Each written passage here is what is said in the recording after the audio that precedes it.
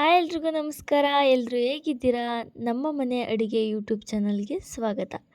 ಇವತ್ತು ನಾನು ಸಿಂಪಲ್ಲಾಗಿ ಕ್ಯಾರೆಟ್ ಬೀಟ್ರೂಟ್ ಪಲ್ಯ ಹೇಗೆ ಮಾಡೋದು ಅಂತ ತೋರಿಸ್ತಾ ಇದ್ದೀನಿ. ನಾನಿಲ್ಲಿ ಕ್ಯಾರೆಟ್ ಬೀಟ್ರೂಟ್ನ ತುರಿದಿಟ್ಕೊಂಡಿದ್ದೀನಿ. ಹಸಿಮೆಣ್ಸಿನ್ಕಾಯಿ 3 ತೊಗೊಂಡಿದ್ದೀನಿ, ಟೊಮೊಟೊ 1 ತೊಗೊಂಡಿದ್ದೀನಿ, ಸಣ್ಣ ಈರುಳ್ಳಿ ತೊಗೊಂಡಿದ್ದೀನಿ, ಕರಿಬೇವು ಸ್ವಲ್ಪ ತೊಗೊಂಡಿದ್ದೀನಿ. ಈಗ ಇಲ್ಲಿ 3 ಸ್ಪೂನಷ್ಟು ಎಣ್ಣೆ ಹಾಕಿದ್ದೀನಿ. ಅದು ಕಾದಿದೆ. ಈಗ ಅರ್ಧ ಸ್ಪೂನಷ್ಟು ಸಾಸಿವೆ ಹಾಕ್ತಾಯಿದ್ದೀನಿ. ಸಾಸಿವೆ ನೀಟಾಗಿ ಸಿಡಿದ್ಮೇಲೆ ಹಸಿಮೆಣ್ಸಿನ್ಕಾಯಿ ಹೆಚ್ಚಿಟ್ಕೊಂಡಿದ್ನಲ್ಲ ಅದನ್ನು ಹಾಕ್ತಾಯಿದ್ದೀನಿ. ಅದು ಎಣ್ಣೆಲಿ ನೀಟಾಗಿ ಫ್ರೈ ಮಾಡಿಕೊಂಡ್ರೆ ಚೆನ್ನಾಗಿ ಖಾರ ಬಿಟ್ಕೊಳ್ಳುತ್ತೆ ಅಂತ. ಈಗ ಕರಿಬೇವು ಹಾಕ್ಕೋತಾ ಇದ್ದೀನಿ. ಕರಿಬೇವು ಹಾಕಿ ನೀಟಾಗಿ ಎಲ್ಲನೂ ಫ್ರೈ ಮಾಡ್ಕೋತಾ ಇದ್ದೀನಿ.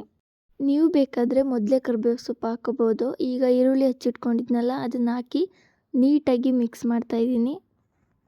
ಈಗ ಸಣ್ಣದಾಗಿ ಟೊಮೊಟೊ ಹೆಚ್ಚಿಟ್ಕೊಂಡಿದ್ನಲ್ಲ ಅದನ್ನು ಕೂಡ ಹಾಕಿ ಫ್ರೈ ಮಾಡ್ತಾಯಿದ್ದೀನಿ.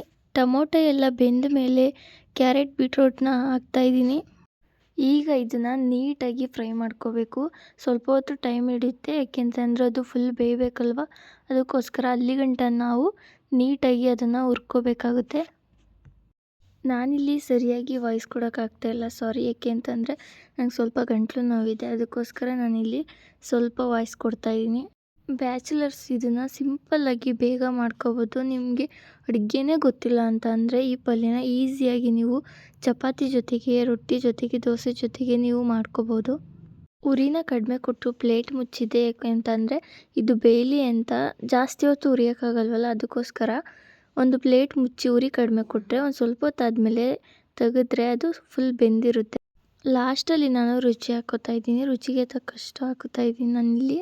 ರುಚಿನ ಸ್ವಲ್ಪ ಕಡಿಮೆನೇ ಹಾಕ್ಕೊಳ್ಳಿ. ಈಗ ನೋಡಿ ಫುಲ್ ಫಿನಿಶ್ ಆಯಿತು. ತುಂಬಾ ಚೆನ್ನಾಗಿರುತ್ತೆ ಈ ಪಲ್ಯ. ಚಪಾತಿ ಜೊತೆಗಾಗಲಿ, ರೊಟ್ಟಿ ಜೊತೆಗಾಗಲಿ ಯಾವುದಕ್ಕೂ ಇದು ಒಳ್ಳೆ ಕಾಂಬಿನೇಷನ್ ಕೂಡ. ಹೆಲ್ತ್ಗೂ ಕೂಡ ಇದು ಒಳ್ಳೆಯದು. ಸಿಗದ ಖುಷಿಗೆ ಆಸೆ ಪಡುವುದು ಮೂರ್ಖತನ. ಸಿಗುವ ಖುಷಿಯಲ್ಲೇ ಕನಸು ಕಟ್ಟಿ ಬದುಕುವುದೇ ಜೀವನ. ಈ ವಿಡಿಯೋ ನಿಮಗೆ ಇಷ್ಟ ಆಗಿದ್ರೆ ಲೈಕ್ ಮಾಡಿ, ಶೇರ್ ಮಾಡಿ, ಕಮೆಂಟ್ ಮಾಡಿ, ಸಬ್ಸ್ಕ್ರೈಬ್ ಮಾಡ್ಕೊಳ್ಳೋದನ್ನ ಮರಿಬೇಡಿ. Thank you for watching.